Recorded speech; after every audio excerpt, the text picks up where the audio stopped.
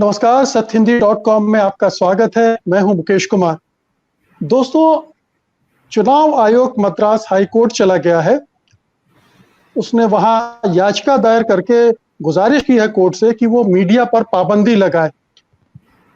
कुछ समय पहले मद्रास हाई कोर्ट ने कुछ वर्बल टिप्पणियां की थी, मौखिक टिप्पणियां की थी, जिसमें उसने कहा था कि ये जो कोरोना की दूसरी लहर आई है, उसके लिए अगर कोई रिस्पॉन्सिबल है, अकेले रिस्पॉन्सिबल है, तो वो चुनाव आयोग है और उस पर हत्या का मुकदमा संभवतः चलाया जाना चाहिए। और इसके बाद पूरे मीडिया में जबरदस्त चुनाव आयोग की आलोचना हुई थी। उससे विचलित है चुनाव आयोग। सवाल उठता है कि विचलित होना एक बात है, मीडिया पर पाबंदी लगाने की क्यों नौबत आ रही है? क्यों वो गुजारिश कर रहा है कि मीडिया का मुंह बंद कर दिया जाना चाहिए, बजाय इसके कि उसे अपने अंदर झांकना चाहिए कि कोर्ट उसके बारे में ऐसी टिप्पणियां क्यों कर रहा है, या मीडिया उसकी स्तर पर जाकर आलोचना क्यों कर रहा है। तो चुनाव आयोग के इस कदम पर ही आज हम चर्चा करेंगे कि आखिरकार जो चरित्र चुनाव आयोग का अभी तक आया है और अब जिस तरह से वो बिहेव कर रहा है, उसके क्या मायने हैं। हमारे साथ बहुत ही सीनियर जर्नलिस्ट मौजूद हैं। हमारे साथ वरिष्ठ पत्रकार उर्मिलेश जी हैं, हमारे साथ वरिष्ठ पत्रकार विनोद कापड़ी हैं और वरिष्ठ पत्रकार टी.के. राजलक्ष्मी भी हमारे साथ जुड़ चुकी हैं।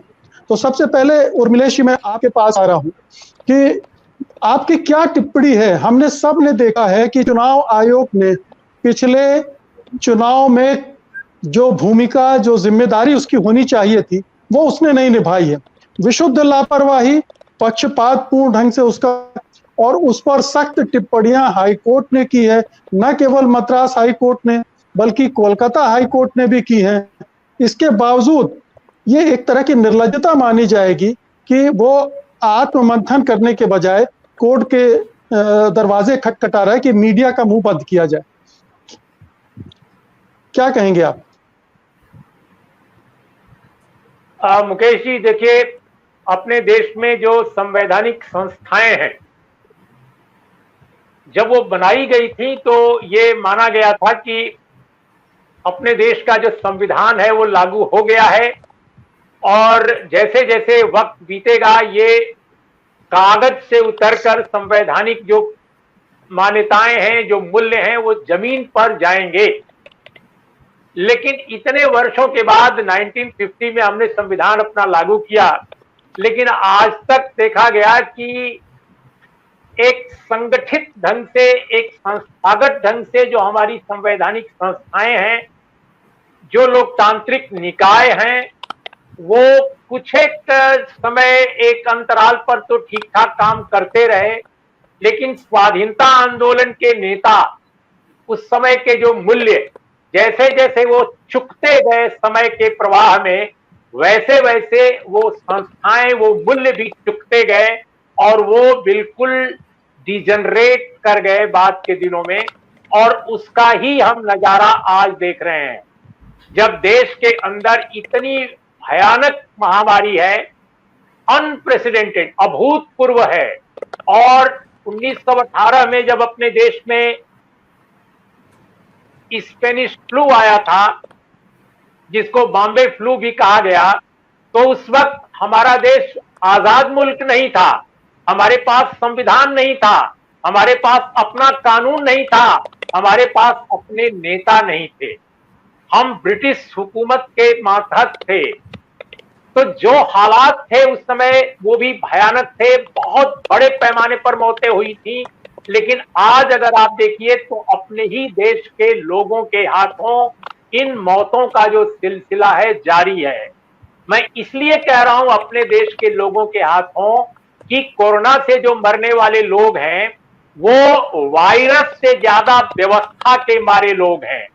वायरस ने जितना मारा है लोगों को, उससे ज्यादा व्यवस्था ने मारा है। और निर्वाचन आयोग इस तरह की संस्थाओं, जी, मैं यही सवाल कर रहा था कि जो निर्वाचन आयोग की भूमिका है, जब उस पर कोर्ट टिप्पणियां करती हैं, उसकी मीडिया में आलोचना होती है, तो उसे मीडिया की आलोचना पर रोक लगाने की सोचती है, ये नहीं देखती है कि उसे अपने अंदर बदलाव करना चाहिए। जी, मैं वहीं पर आ रहा था निष्कर्ष, मैंने अपने को मैं कंक्लूड वहीं कर रहा था अपनी बात कि निर्वाचन जी आयोग की जो स्थिति अपने देश में है मुकेश जी, वो अन्य संस्थाओं की तरह ही है और कोई अंतर नहीं है। कभी कोई ज्यादा अपने को बढ़िया बता देता है, कोई अपने को कम, और लेकिन हमाम में सब नंगे हैं। आप न्यायपालिका की स्थिति देख लीजिए, आप निर्वाचन आयोग की स्थिति देख लीजिए, मैं तो सबकी बात कह रहा हूं। और मीडिया तो मीडिया बचा ही नहीं है। मीडिया के नाम पर इस देश में जो कुछ है वो वेबसाइट्स हैं, आपके न्यूज पोर्टल हैं। देखिए, मद्रास हाई कोर्ट ने जो बात कही उसका एक मीडिया पर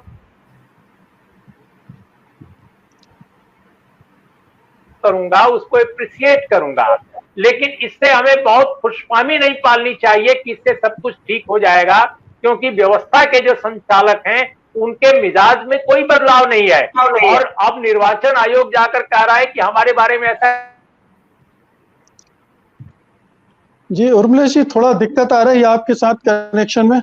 मैं विनोद कापड़ी के पास जाना चाहता था, लेकिन वो भी अंतर्ध्यान हो रहे हैं, तो मैं आलोक जोशी जी आपके पास आ रहा हूँ।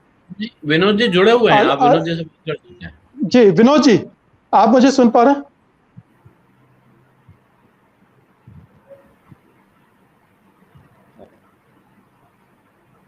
मुझे लगता है कुछ समस्या है। आलोक जी, विनोद जी आप मुझे सुन पा रहे हैं? हाँ सुन पा रहा हूं जी, तो मेरा सवाल ये था कि हम सब ने देखा है कि बड़ी बड़ी रैलियां हुई, बड़ी बड़ी सभाएं हुई, रोड शो हुए, और अभी मद्रास हाई कोर्ट ने तो बाद में, कोलकाता हाई कोर्ट ने तो बाद में टिप्पणियां की। उसके पहले ही मीडिया में आलोचना हो रही थी कि जिस तरह की भूमिका चुनाव आयोग निभा रहा है वो कतई स्वीकार्य नहीं है। जो प्रोटोकॉल उसको फॉलो करवाने चाहिए थे वो नहीं करवाए, और एक जो उसकी निष्पक्ष भूमिका होनी थी उस पर भी सवाल उठे। लेकिन सवाल ये उठता है कि आज अपनी याचिका में चुनाव आयोग कह रहा है कि आप देखिए कि उन राज्यों में भी तो कोरोना हुआ है जहां चुनाव नहीं थे। अब इस कुतर्क को किस तरह से देखा जाए? अपनी याचिका में वो इसके आधार पर मीडिया का मुंह बंद करना चाहते हैं।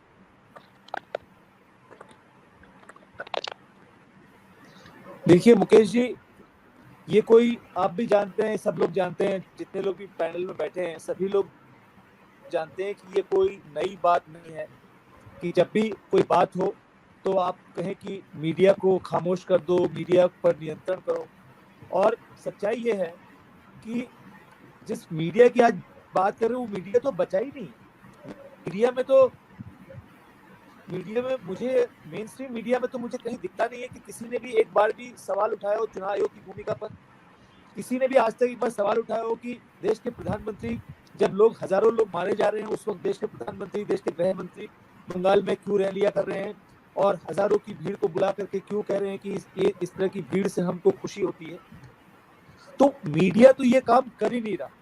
तो जो इनका निशाना है, जिसको लेकर के सरकार भी पिछले 2 महीने से 3 महीने से कोशिश कर रही है, और जो चुनाव आयोग भी कर रहा है, वो काम कर रहा है, वो नियंत्रण करना चाहते हैं। आप जैसे लोग, जो लोग इस तरह के प्लेटफॉर्म चला रहे हैं, वो नियंत्रण करना चाहते हैं। जो लोग ट्विटर पे लिख रहे हैं, फेसबुक पे लिख रहे हैं, और ये बहुत ही सबसे आसान तरीका इनको लगता है। अब आप देखिए कि कोरोना की मृत्यु जो हो रही उसकी चिंता नहीं है सरकार को, या जो भी लोग सरकार को चला रहे, चिंता ये है कि उस बारे में खबरें क्यों छप रही।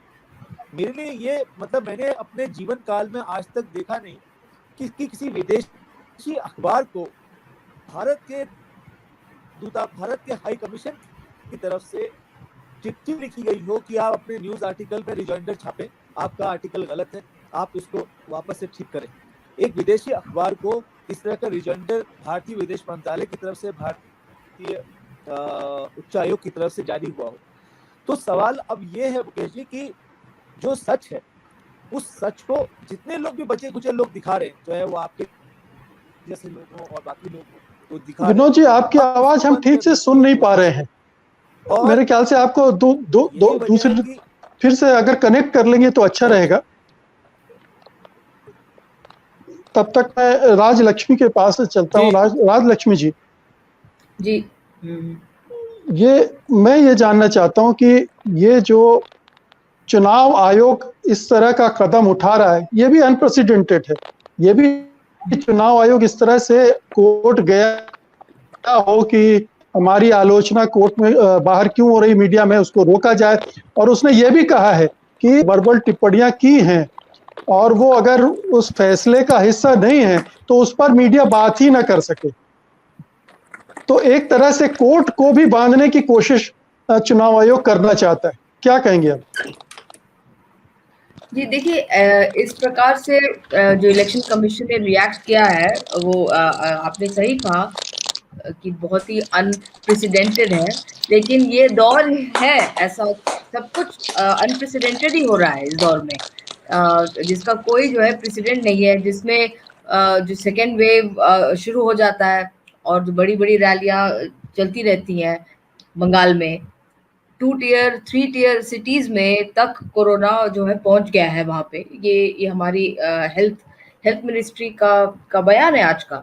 लेकिन सिर्फ कुछ पार्टियां, जैसे वामपंथ पार्टियां हैं या शायद टीएमसी ने भी बाद में, और कांग्रेस ने भी जो है बंगाल के संदर्भ में उन्होंने अपनी रैलियों को फिर जो है सीमित किया और डोर टू डोर उन्होंने कैंपेन करने का फैसला किया। लेकिन जो सबसे जो बड़ी पार्टी है जो केंद्र में है, उनके लीडरों ने तो ऐसा कुछ फैसला नहीं किया और खुलेआम उनकी जो बड़ी रैलियां भी हुई वो बिना मास्क पहनते हुए भी उन्होंने रैलियां की। अब ये सारी चीजें मतलब नहीं दिखाया जाए या इस पे कुछ जो है कवरेज इन्हें किया जाए। जब रैलियां कवर होंगी तो ये जायज है कि सबको दिखाई भी देगा कि कौन मास्क पहना है या कौन नहीं पहना है और कितना सोशल डिस्टेंसिंग, कितना फिजिकल डिस्टेंसिंग मेंटेन हो रहा है, ये सबके सामने तो आएगा ही। और जो गोदी मीडिया है वो तो वो भी कवर करेंगे इसको।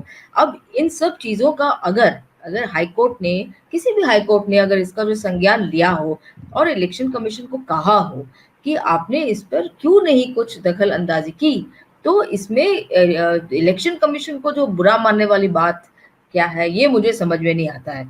दूसरी चीज जो है मॉडल कोड ऑफ कंडक्ट जितना अप्लाई होना चाहिए था, कितने सांप्रदायिक भाषण हुए, कितने सांप्रदायिक भाषण वेस्ट बंगाल में, और वो किसने किया ये सबको पता है, किसने ज्यादा किया और कुछ नहीं, बार बार किया।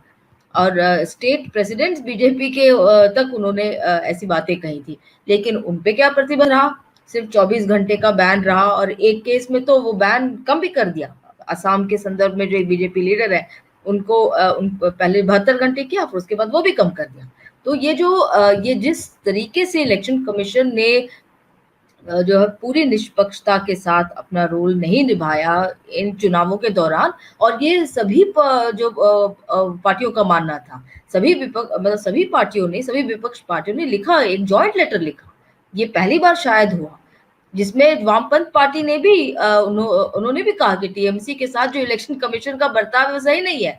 तो मैं ये कह रही हूँ कि इतना जब खुलेआम सब जो देखा जा रहा है, अब हाई कोर्ट इसको संज्ञान न ले। राजलक्ष्मी जी, कोर्ट के पास ये याचिका लेकर गया है चुनाव आयोग। उसका कहना है कि जो मीडिया में आलोचना हो रही है उससे आयोग की छवि को नुकसान पहुंचा है।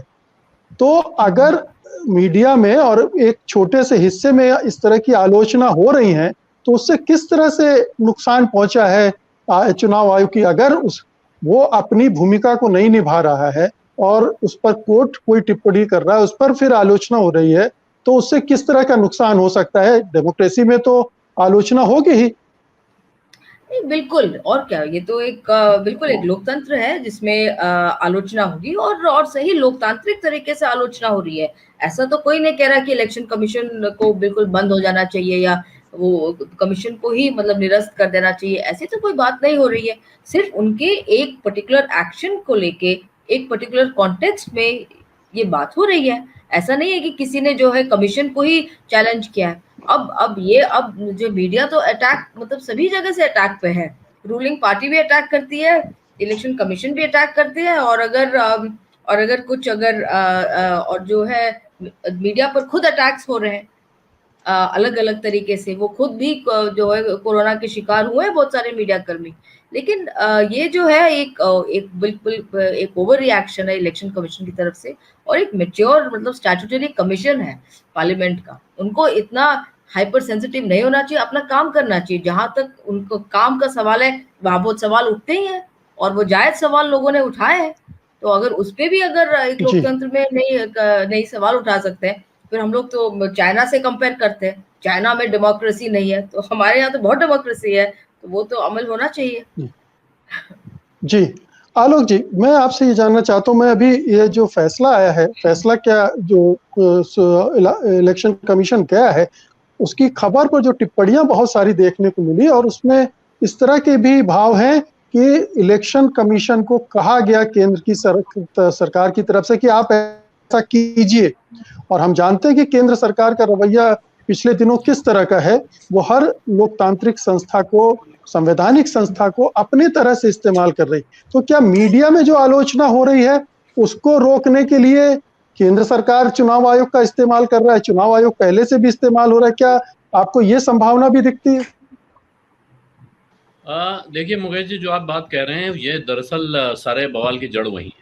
ये एक चीज कहलाती है अंग्रेजी में फाउंटेन हेड, या भारत में कहें तो हर चीज का स्रोत एक ही जगह है। हर ताकत का स्रोत एक जगह है और हर बुराई का स्रोत एक जगह है। ये वही ताकत है जो इस देश को चलाने, जिसको गुमान है कि वो इस देश को चला रही है, और वो हर उस इंसान पर, हर उस जुबान पे ताला लगवाना चाहती है जो उसके खिलाफ कोई भी बात करे। वो बात जायज हो सकती है, नाजायज हो सकती है, कुछ लोग आलोचना या विरोध कर रहे होते हैं, लेकिन कुछ लोग अगर अपनी शिकायत कहें, अपनी तकलीफ जाहिर करें, इसको भी जो दुष्यंत के शब्दों में कहा जाए तो मत कहो आकाश में कोहरा घना है, ये किसी की व्यक्तिगत आलोचना है। तो आज की तारीख में घना कोहरा कहना भी मना है, आज की तारीख में श्मशान में लाशों की लाइन लगी है ये दिखाना भी मना है, आज की तारीख में कोई आदमी बीमार पड़ा है उसको ऑक्सीजन नहीं मिल रही है, अगर आप ये कहते हैं तब भी आप पर मुकदमा हो सकता है। तो ये इस वक्त आप चुनाव आयोग, जी विनोद कुछ कह रहे हैं? जी चुनाव आयोग, हाँ चुनाव आयोग की भी जो स्थिति है वो, अब दिक्कत क्या है कि ये जो संस्थाएं हैं, सुप्रीम कोर्ट है या अदालतें हैं, चुनाव आयोग है, ये कोई प्रचार माध्यम नहीं है। इनके जो कर्ता धर्ता हुआ करते थे, जो संवैधानिक संस्थाएं हैं, इनका काम अपना काम करना है। इनका काम इस बात की परवाह नहीं करना है कि लोग हमारे बारे में क्या सोच रहे हैं और हमारी छवि कैसी बन रही है। चुनाव आयोग को ये चिंता करने की जरूरत क्यों महसूस हुई कि वो अदालत में जाके कहे कि हमारी छवि खराब हो रही है? जी आपने जो, और छवि किस चीज से खराब हो रही है? छवि इस चीज से खराब हो रही है कि मद्रास हाईकोर्ट ने अपने एक ऑब्जर्वेशन में कहा कि चुनाव आयोग के अफसरों के खिलाफ मुकदमा होना चाहिए, इनको टंग देना चाहिए, क्योंकि उन्होंने कहा कि चुनाव आयोग सिंगुलरली जिम्मेदार है इस तरह की रैलियों के लिए, इतनी भीड़ जुटाने के लिए, और जिस वजह से कोरोना फैला है। ये इसमें कोई ऐसी चीज नहीं है जो मुझको नहीं पता है, आपको नहीं पता है। मैं ये बात अभी पिछले 7-8-10 दिन से लगातार कह रहा हूँ कि चुनाव आयोग की आंख पे पट्टी बंधी हुई है, वो अंधा है, उसको कुछ दिखता नहीं है। जिस अंदाज में उसने व्यवहार किया है उसमें इसके अलावा कुछ नहीं कहा जा सकता है। और यही बात जिस हाईकोर्ट में जाएंगे, जिस सुप्रीम कोर्ट में जाएंगे, वहां के जज साहब अगर सामान्य विवेक का प्रयोग करेंगे तो वो यही कहेंगे। ये इस बात पे क्या फर्क पड़ता है कि वो फाइनल ऑर्डर में, लिखित ऑर्डर में ये टिप्पणी है या नहीं है, लेकिन क्या ओरल ऑब्जर्वेशंस रिपोर्ट नहीं किए जाते रहे हैं? आप बजाय इसके कि ये कहने के कि हाँ हम इंतजाम कर रहे हैं, हम आगे से इस तरह की रैलियां नहीं होंगी, गलती हो गई, ये मानने के बजाय आप कह रहे हैं कि साहब आप रोक लगा दीजिए लोगों पर, ये कहने पर, ये मीडिया पर रोक लगाइए कि आप हमारा ये आदेश आगे नहीं दिखा सकते हैं, बता नहीं सकते हैं। और उसी अदालत से कह रहे हैं जिस अदालत में वो टिप्पणी की थी कि आपने जो टिप्पणी की थी वो ठीक है, लेकिन मीडिया से कहिए कि ये टिप्पणी वो आगे न दिखाएं।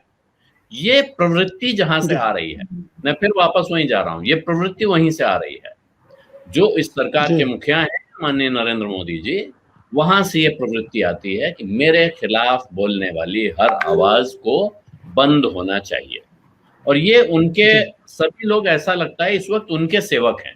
इस वक्त कोई संविधान की सेवा में नहीं है, इस वक्त सभी लोग इस सरकार की सेवा में हैं, और इस सरकार के सेवकों को लगता है कि उनका विशेषाधिकार है कि उनके खिलाफ उठने वाली हर आवाज को बंद किया जाए, उनके खिलाफ खुलने वाली हर जुबान पर ताला लगाया जाए। जी विनोद जी, मुझे सुन पा रहे हैं आप?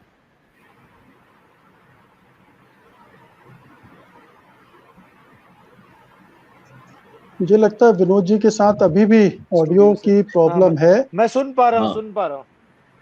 जी, मेरा सवाल ये है कि जब बड़ी बड़ी रैलियां हो रही थी, लोगों ने सवाल उठाए, तो गृह मंत्री अमित शाह और बीजेपी के दूसरे नेताओं ने कहा कि कोरोना तो उन स्टेट्स में भी हो रहा है जहां पर रैलियां नहीं हो रही, चुनाव नहीं हो रहे हैं। महाराष्ट्र का उदाहरण दिया गया। और ये संयोग है या क्या है, इत्तेफाक कैसा है कि पिटीशन में भी इलेक्शन कमीशन यही दलील दे रहा है? ये कितनी थोथी दलील है कि देश में डिजास्टर मैनेजमेंट एक्ट लगा हुआ है, बाकायदा इसके नियम कायदे बने हुए हैं, और इस दूसरे लोग कहें तो बात समझ में आती है, एक संवैधानिक संस्था इसकी आड़ लेकर आलोचना को रोकने की कोशिश कर रही है। देखिए, जैसा भी आलोक जी ने कहा, जो चुनाव आयोग ने जो जवाब दिया है, वो चुनाव आयोग का जवाब दिख ही नहीं रहा। वो बिल्कुल एक राजनीतिक दल का ही जवाब दिख रहा है। जैसे लग रहा है कि कोई राजनीतिक पार्टी किसी चीज को जवाब दे रही, जो उसकी आलोचना हो रही है उसका वो जवाब दे रही है। अभी राजलक्ष्मी जी ने जिक्र किया, जब तमाम विपक्षी दलों ने कहा अप्रैल के पहले हफ्ते में कि सब कोरोना की स्थिति बहुत बिगड़ती जा रही है और इस वक्त जो दूसरी लहर आ रही है उसकी वजह से बहुत हालात बिगड़ने वाले हैं, और एक साथ ही तीनों चरणों का चुनाव एक साथ करा लीजिए। तो मुझे आज ये बात समझ में ये नहीं आ रही कि चुनाव आयोग को क्या फर्क पड़ रहा था कि वो तीनों चरण, बाकी बच्चे चरण का चुनाव एक साथ करा ले। उसे कौन सी चीज रोक रही थी, कौन सी ताकत रोक रही थी? जब आप इस सवाल का जवाब ढूंढते हैं कि उसे कौन सी चीज रोक रही थी, उसे कौन सी ताकत रोक रही थी, तो उसी में सारे जवाब आ जाते हैं कि चुनाव आयोग। देखिए, हम लोग पिछले आधे घंटे से इसी बात का जिक्र कर रहे हैं कि संवैधानिक संस्थाएं जो हमारे देश में बनी है, उनको अपना मान रखना है या उनको अपना सम्मान रखना है, ये उन्हीं को तय करना है। वो अपनी आने वाली पीढ़ियों को क्या विरासत में देकर जा रहे हैं, ये उन्हीं को तय करना है। देश इस वक्त, आपने अभी जिक्र किया 1918 में जो आपदा आई थी, उसके बाद जो आपदा इस वक्त हम लोग झेल रहे हैं, ये 100 साल में 200 साल में एक बार आती है, एकदम अभूतपूर्व, अनप्रेसिडेंटेड, जिसकी आप कल्पना नहीं कर सकते। और आने वाले वक्त में जो अनुमान आ रहे हैं कि मई के महीने में ये स्थिति और बिगड़ने वाली है, और इससे भी ज्यादा जो खतरनाक दौर है अभी वो आया ही नहीं है, अभी खतरनाक पीक जो है वो अभी आएगा। तो अब मैं समझ नहीं पा रहा हूँ कि जो संवैधानिक संस्थाएं चला रहे हैं, जो लोग देश चला रहे हैं, क्या उनको इस बात का कभी भी एहसास नहीं था कि देश कितने बड़े संकट की तरफ बढ़ रहा है? 20-20, 50-50 हजार लोगों की रैलियां बुला रहे हैं और उसमें भीड़ बुला रहे हैं, बसों में, ट्रेनों में भर करके। तो जब भीड़ अपने गांव पहुंचेंगे, अपने ये कौन सा तर्क है कि जहां जिन राज्यों में चुनाव नहीं है वहां पे भी कोरोना है, जिन राज्यों में वहां है, तो उसकी कारण, उन कारणों को आप देखिए, उन कारणों को देखने के बाद उसको रोकने की कोशिश कीजिए। लेकिन ये तर्क नहीं हो सकता कि जिन राज्यों में चुनाव नहीं है वहां कोरोना आ गया है, तो जिन राज्यों में चुनाव से आप जोड़िए। मतलब आप कह रहे हैं एक तरफ जो हो रहा है उसको देखते हुए हम दूसरा गुनाह कर सकते हैं, तो ये बिल्कुल समझ से परे है मुकेश जी। और मुझे लगता है कि हमारी जो पूरा राजनीतिक नेतृत्व है, हमारी जो संवैधानिक संस्थाएं हैं, उन लोगों ने हम सबको, आम इंसान को, आम इस देश के आम शहरी को, जो आम आदमी बेचारा सिलेंडर, ऑक्सीजन, दवा, बेड, अस्पताल, शमशान, इसके लिए भटक रहा है, हमारी संस्थाओं ने, हमारी सरकारों ने, हमारे राजनीतिक नेतृत्व ने उन सबको निराश किया है। और यही वजह है कि हम लोग आज इस मुद्दे पर बैठे हुए इस पर बात कर रहे हैं। जी, उर्मिलेश जी, चुनाव आयोग ने एक तर्क दिया है कि कोलकाता हाईकोर्ट और केरल के हाईकोर्ट ने कहा है कि जो काउंटिंग डे के अरेंजमेंट हैं उससे वो संतुष्ट हैं। तो कोलकाता हाईकोर्ट ने तो और भी टिप्पणियां की हैं, उनको वो दबा गया है। साफ साफ कहा कोलकाता हाई कोर्ट ने इलेक्शन कमीशन से कि आप टीएन शेषन के जमाने के चुनाव आयोग का 10% भी नहीं है और हमें शेषन बनने के लिए विवश मत कीजिए। तो ये जो कड़वी टिप्पणी आई थी उनको गायब कर दिया है और अब काउंटिंग डे की पोलिंग के अरेंजमेंट का हवाला देकर वो मीडिया पर रोक लगाने की कोशिश कर रहा है। ये कितना कोर्ट को भी गुमराह करने की कोशिश कर रहा है चुनाव आयोग।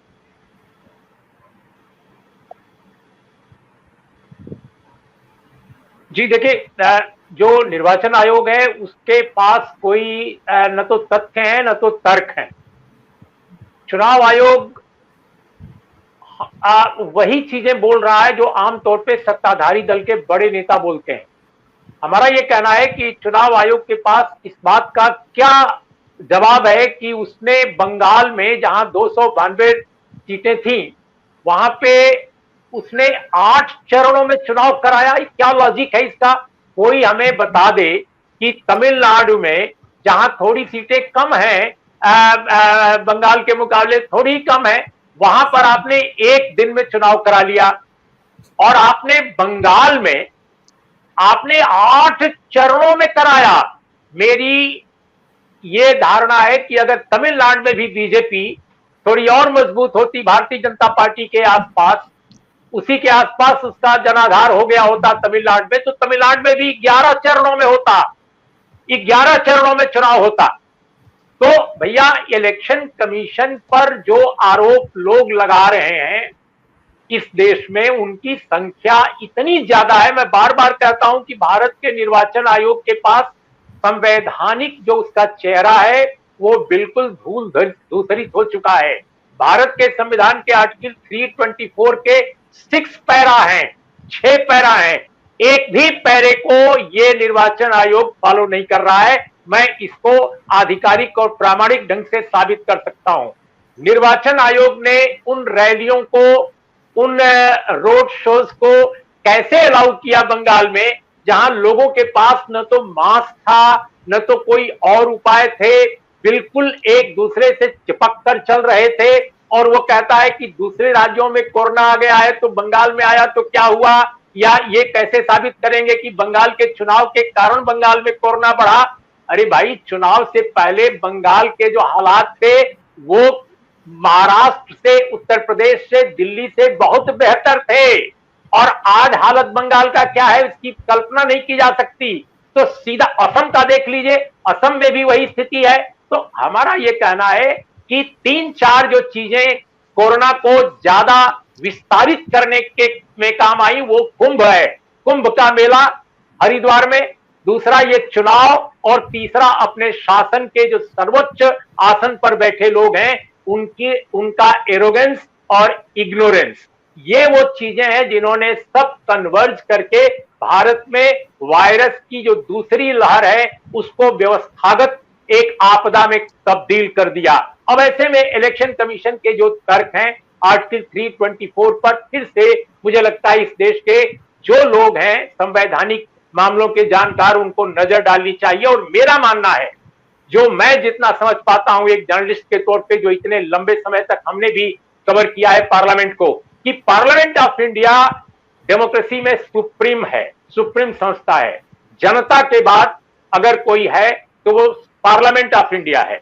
और पार्लियामेंट ऑफ इंडिया को चाहिए कि संविधान, इस देश में पार्लियामेंट में न जाने कितने संविधान संशोधन हुए, मैं आज तक ये बात नहीं समझ पाया कि आर्टिकल 324 में यह संशोधन क्यों नहीं किया जाता कि निर्वाचन आयोग में जो आयुक्तों की नियुक्तियां हैं उसकी पूरी प्रक्रिया ही बदल दी जाए। प्रक्रिया बदलने की बात मैं इसलिए कर रहा हूं मुकेश जी कि हो न हो, जो सरकार है वही नियुक्त करती है। केवल विपक्ष का मान लीजिए कोई प्रतिनिधि आ जाए, कहीं से कंसल्टेशन हो जाए, लेकिन ब्रॉडली जो है सरकार नोटिफाई करती है। सरकार यानी वो कहा जाता है कि ये तो प्रेसिडेंट ऑफ इंडिया कर रहे हैं, लेकिन दरअसल सारा का सारा जो इलेक्शन कमिश्नर्स हैं वो सरकार के रिकमेंडेशन पर होते हैं। जवाहरलाल नेहरू विश्वविद्यालय एक बहुत छोटी संस्था है, वहां के निर्वाचन आयुक्त जो होते हैं, चुनाव जो कराते हैं छात्र संघ का, उसको पूरी जनरल बॉडी नियुक्त करती है। लेकिन भारत नाम के महासंघ जो है, इतना बड़ा देश, उसका निर्वाचन आयोग सरकार नियुक्त करती है। तो जब तक आर्टिकल 324 में हमने अब तक संशोधन क्या किया है, एक आयुक्त हुआ करता था पहले, अब 3 कर दिया। लेकिन अपॉइंटमेंट प्रोसेस को जब तक चैलेंज करके बदला नहीं जाता, तब तक निर्वाचन आयोग को आप सक्षम, समर्थ, ट्रांसपेरेंट और ऑब्जेक्टिव नहीं बना सकते, चाहे जो कुछ हो जाए। सेशन जैसे एक आध अपवाद आ जाएंगे, और वो भी सेशन में भी बहुत सारे निगेटिव्स थे, बहुत सारी उनकी नकारात्मकताएं भी थी, क्योंकि वो बहुत बुरे दिनों में एक तगड़े किस्म के निर्णय लेते थे, इसलिए लोग उनको पसंद करने लगे। वरना उनके नकारात्मक पक्ष भी हमने देखे हैं रिपोर्टर के तौर पे, लेकिन उसकी चर्चा अभी नहीं करेंगे। आज जरूरत इस बात की है कि निर्वाचन आयोग को बेहतर बनाकर संविधान संशोधन की प्रक्रिया को आगे बढ़ाया जाए। ये तो आपने एक लंबा एजेंडा बता दिया है, और इस एजेंडे पर ये सरकार तो अमल करने से रही। जिस सरकार का एजेंडा कुछ और हो, जो इलेक्शन कमीशन का इस्तेमाल करने पर आमादा हो, वो उसको अपने हाथ से क्यों जाने देगी? राजलक्ष्मी जी, आपको लगता है कि ये सरकार ढील देगी?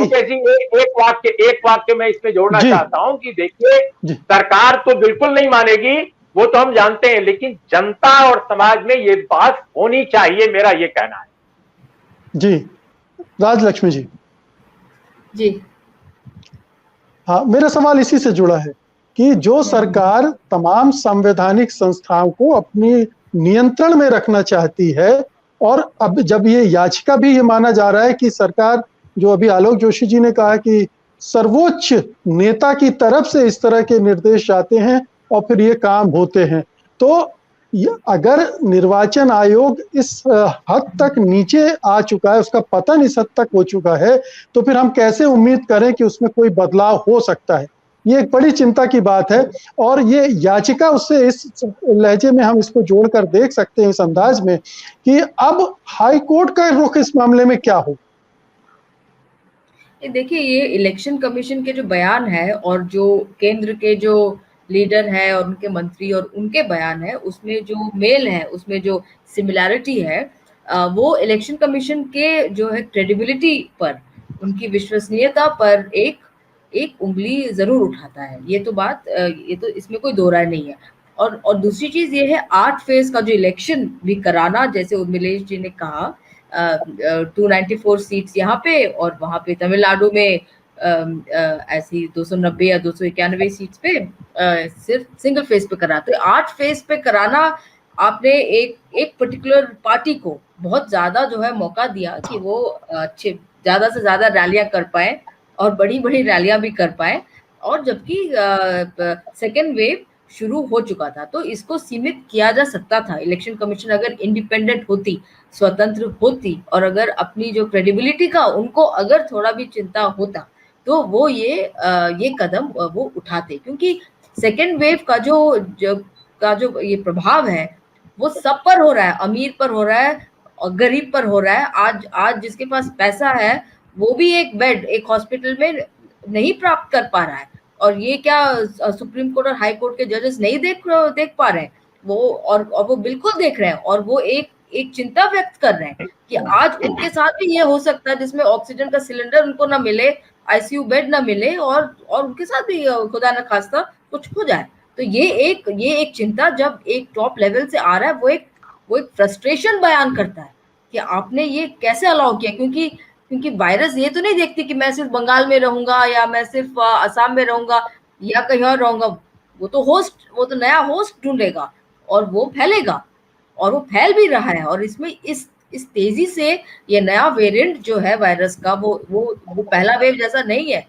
ये बहुत ज्यादा इन्फेक्शियस है और बहुत जल्दी ही फेफड़ों में असर भी कर रहा है, और इसीलिए जो है ज्यादातर लोग इससे जो है इसके शिकार हो रहे हैं, मौत के शिकार हो रहे हैं। तो ये अगर एक न्यायालय ने अगर एक कंसर्न एक्सप्रेस किया हो, और ठीक है, अभी जो काउंटिंग की भी प्रक्रिया होगी, काउंटिंग में तो इतने ज्यादा लोग नहीं आते हैं, तो वो एक टेंशन की बात नहीं है।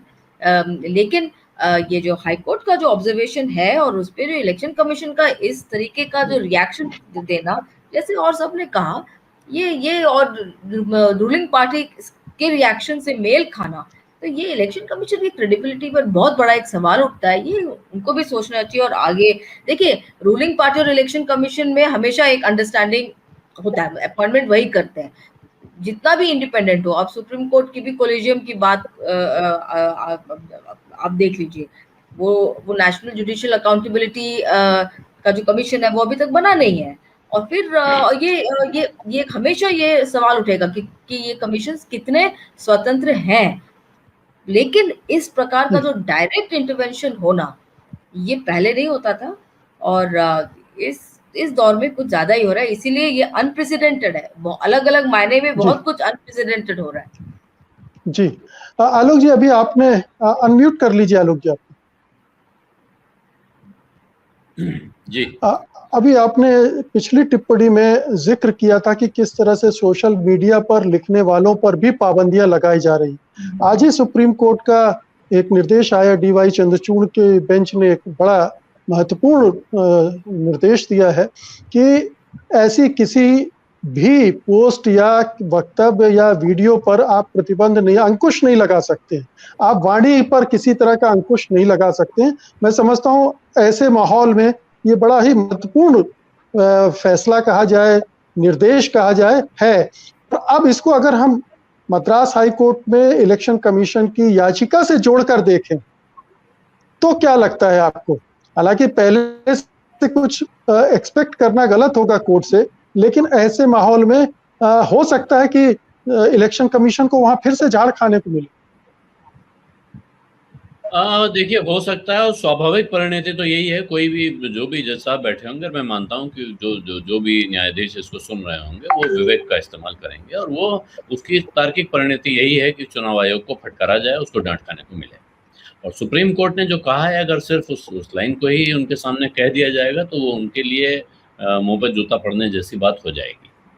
लेकिन एक दूसरी बात है कि चुनाव आयोग में बैठे हुए लोग या अदालतों में बैठे हुए लोग क्या सोचकर ऐसे काम कर रहे होते हैं कि वो लगता है कि वो अपने कार्यकाल के दौरान भविष्य की योजना बना रहे होते हैं, फ्यूचर प्लानिंग कर रहे होते हैं, अगला असाइनमेंट तय कर रहे होते हैं। अभी पिछले दिनों financial sector legislative reforms commission बैठा था जस्टिस श्री कृष्णा की अध्यक्षता में, और उसने कुछ रिकमेंडेशंस दी। वो पिछली सरकार में बैठा था, लेकिन जो उसके सुझाव हैं उन पर इस देश में कोई ध्यान नहीं दे रहा है।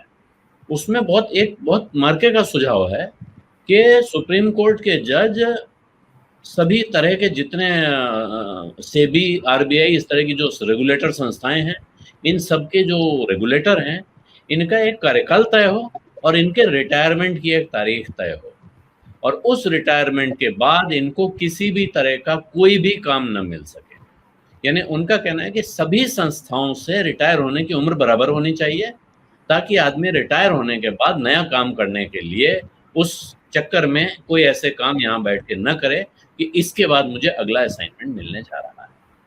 दुर्भाग्य की बात यह है कि इस मौजूदा सरकार में 2014 से आपने देखा होगा, प्रधानमंत्री कार्यालय में लगातार ऐसे अफसरों को एक्सटेंशन पे एक्सटेंशन देकर बैठाया जा रहा है की पोजीशंस पे, जो रिटायर हो चुके हैं।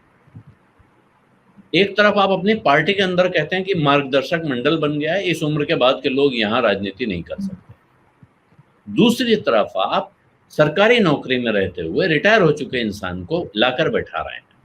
तो इस देश की जनता को दरअसल जो मांग करनी चाहिए और जिस बात पर जोर देना चाहिए वो ये है कि अगर प्रधानमंत्री कार्यालय में बैठा हुआ एक प्रमुख सचिव रिटायर होने के बाद काम करने लायक है, तो एक सामान्य सरकारी दफ्तर में बैठा हुआ चपरासी, क्लर्क या डिप्टी सेक्रेटरी, अंडर सेक्रेटरी क्यों रिटायर होने के बाद काम करने लायक नहीं है? ये नियम सब पर समान भाव से क्यों लागू नहीं किया जाता है कि आप मेडिकल टेस्ट कराइए, दिमाग और शरीर की जांच करवाइए, अगर फिजिकली मेंटली फिट हैं तो उनको एक्सटेंशन दीजिए, और अगर आप उनको नहीं दे सकते हैं, जो कि लॉजिकल है कि जवान लोगों को नई नौकरियां तब मिलेंगी जब बुजुर्ग रिटायर होंगे, तो फिर ये कायदा हर एक पर लागू करिए। इसके एक्सेप्शंस अलाउ नहीं किए जाने चाहिए। अगर ये नियम तय हो गया तो उसके बाद लोग इस लालच में काम करना बंद कर देंगे कि इस नौकरी के बाद मुझे अगला असाइनमेंट क्या मिलने जा रहा है। और इसी तरह अगर आप पहले भी इस तरह के सुझाव आए, आलोक जी, कूलिंग ऑफ पीरियड का सुझाव आया था, लेकिन जो सरकारें जिन्हें फैसला करना है लगानी पड़ेगी, पक्के तौर पर रोक होगी कि इसके बाद कुछ नहीं हो सकता है। अब आप रिटायर हो गए, रिटायर होके मौज कर सकते हैं, जीवन में बहुत कुछ रह गया होगा, उसे पूरा करिए। जरूरी है कि आप मरते दम तक काम करते रहें, और करना है तो समाज कार्य करिए। जी जी विनोद जी, ये थोड़ा सा जुड़ा हुआ सवाल भी है और नहीं भी जुड़ा हुआ है। हरिद्वार में आज ही आंकड़े आए हैं कि 91 लाख लोगों ने डुबकी लगाई है, स्नान किया है 1 महीने के अंदर। मतलब सुपर स्प्रेडिंग इवेंट थी ये कोरोना के लिहाज से। तो क्या किसी कोर्ट को सुओ मोटो ये नहीं सोचना चाहिए, संज्ञान लेते हुए कोई जारी नहीं करना चाहिए आदेश कि जिन्होंने इस इवेंट को ऑर्गेनाइज किया था और उत्तर प्रदेश के मुख्यमंत्री भी उसमें शामिल हो, उनके खिलाफ भी कोई मुकदमा चले?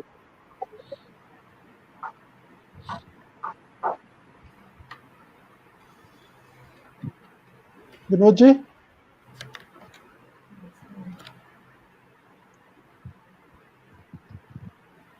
लगता है विनोद जी को हमारी आवाज नहीं मिल रही है। और अब मैं इस पे छोटी सी टिप्पणी उर्मिलेश जी की लूंगा और फिर इसको बातचीत को खत्म करेंगे। उर्मिलेश जी। नहीं, देखिए, हरिद्वार का जो मेला है, कुंभ मेला, अभी उसको तो जाहिर है उसके लिए जो दोषी लोग हैं, जिम्मेदार लोग हैं, वो हमारे देश के राजनीतिक लोग हैं जो सत्ता में हैं। अगर सरकारें चाहती, केंद्र और राज्य की, उत्तराखंड की सरकार है, केंद्र की सरकार है, उसने अगर ये एक बार तय कर लिया होता कि कोरोना के इस दौर में इतना बड़ा समागम, महासमागम हम न होने दें, तो बिल्कुल नहीं होता।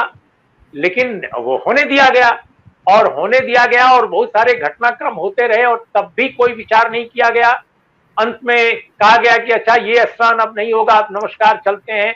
लेकिन तब तक वह इतना ज्यादा वो कोरोना वायरस का फैलाव कर चुका था कि अनेक सूचनाएं, अनेक खबरें हमने पढ़ी अखबारों में कि उस घटना के बाद से ही कहां कहां क्या क्या प्रकोप हुआ।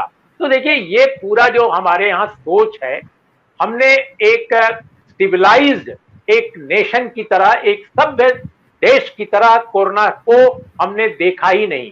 कोरोना के बारे में हमने अंधविश्वास, कोरोना के बारे में हमने इग्नोरेंस, इन तरह की चीजों के बीच में इस देश की जनता को हमने छोड़ दिया, आत्मनिर्भर कर दिया कि हम जो कर रहे हैं वो करेंगे, तुम आत्मनिर्भर रहो अपने मरने के लिए, तुम्हें अस्पताल में जगह नहीं मिलेगी। अब आप बताइए मुकेश जी, 1 साल का पूरा वक्त था, 1 साल, मार्च 2020 से लेकर और अप्रैल 2021 के बीच में, 1 साल में क्या एक बड़ा अस्पताल देश के किसी भी कोने में इस प्रकार का खुला हो जहां हम माने कि कोविड का स्पेशलाइज्ड ट्रीटमेंट किया जाता है?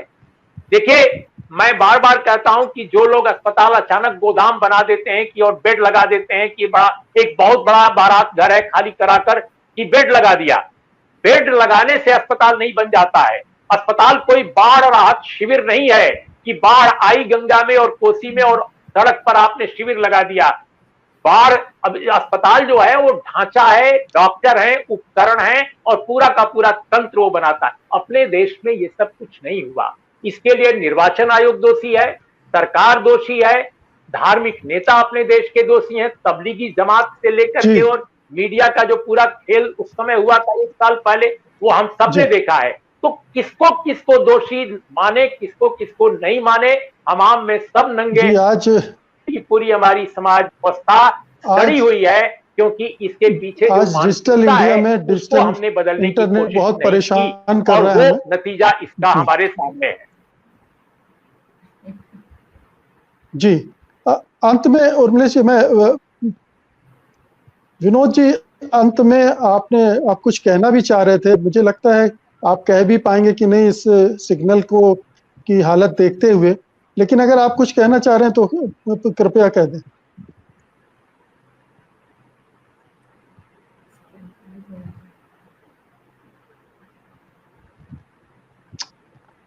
विनोद की आवाज नहीं आ रही। हालत, हाँ, नो, बिल्कुल नहीं आ रही। म्यूट है? नहीं, म्यूट नहीं है, म्यूट तो नहीं है। इस पर आलोक जी आप कुछ छोटी सी टिप्पणी करना चाहेंगे? 1 करोड़ लोग स्नान करके पूरे देश भर में गए हैं कोरोना की सौगात लेकर, और इस पर भी कोर्ट की तरफ से कुछ होना चाहिए। बहुत संक्षिप्त टिप्पणी, फिर इसको खत्म करते हैं। वो बहुत, क्या कहूँ, बहुत दुर्भाग्यपूर्ण बात है ये, और इसकी ये जिसको कहते हैं ना, देखते भालते मक्खी निकलने वाली बात है। सबको पता था कि भीड़ जमा होगी तो उससे इन्फेक्शन होगा, लेकिन उसको इतनी बेशर्मी के साथ डिफेंड किया गया। और इस बात में कोई शक नहीं है कि गंगा एक जीवनदायिनी नदी है। गंगा के पानी में सेल्फ क्लीनिंग प्रॉपर्टीज हैं, वो बहुत सारे बैक्टीरिया उससे मर जाते हैं। लेकिन ये बीमारी जो है ये हवा से फैलती है, पानी से नहीं फैलती है, ये ध्यान रखना चाहिए।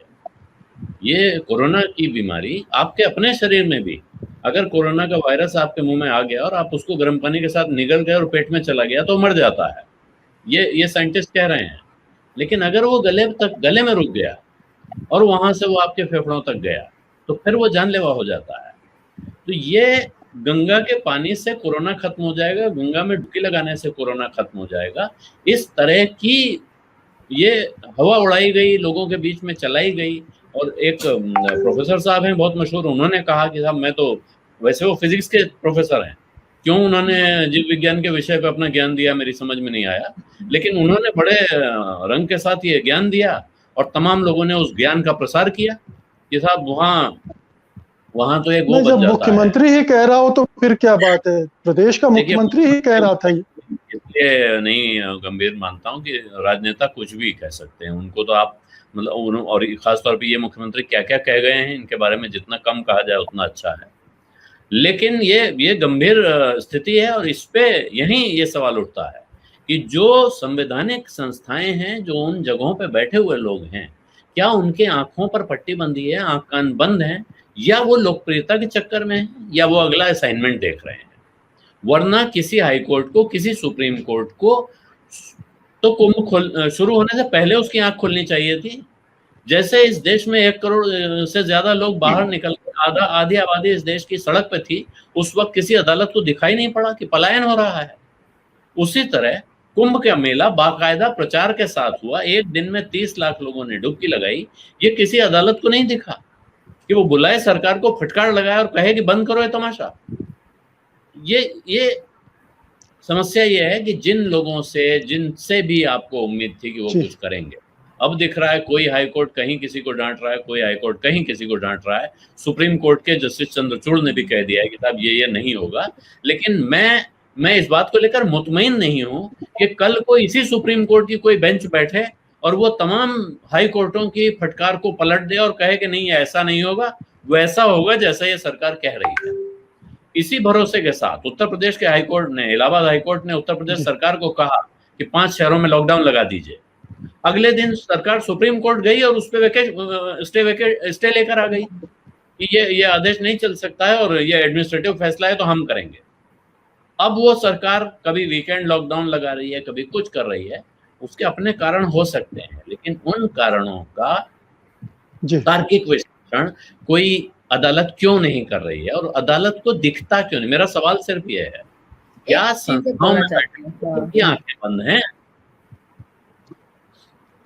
जी, तो अब इस चर्चा को हम यहीं खत्म करेंगे। हालांकि बहुत सारे व्यवधानों के बीच ये चर्चा संपन्न हो पाई है।